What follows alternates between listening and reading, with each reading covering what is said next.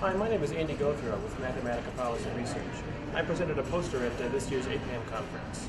This is a study funded by USDA Food and Nutrition Service on direct certification in the National School Lunch Program.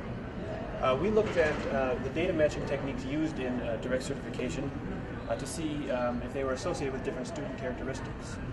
Direct certification is a process by which students who are participating in SNAP should be directly certified for national school lunch benefits without having to submit an application. This reduces administrative burden on both the students' families and district administrative staff. So we took national school lunch application data from selected districts in 7 states. And these were students who were approved based on applications through their participation in SNAP. It represents a population of students who should have been directly certified but appeared not to be.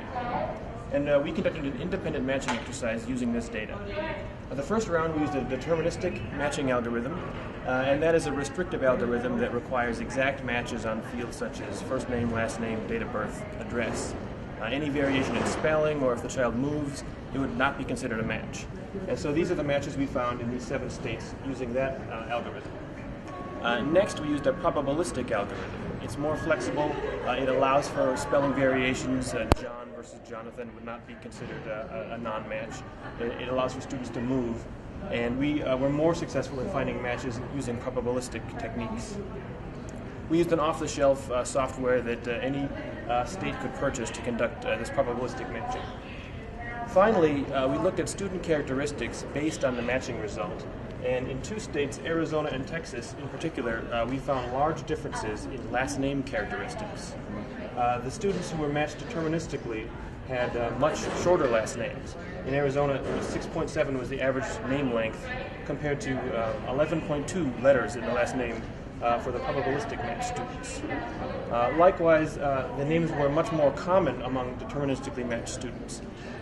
We could use census data to determine how common last names were. And uncommon last names were difficult for deterministic algorithms to match, but we did match them with probabilistic algorithms.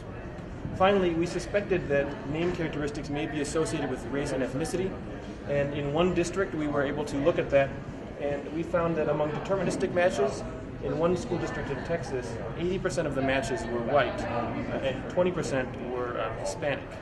By comparison, among probabilistic matches, they were much more likely to be Hispanic. This means that with a deterministic matching system, they may be more likely to miss students with longer or uncommon names and lead to unequal access to school lunch data based on ethnicity.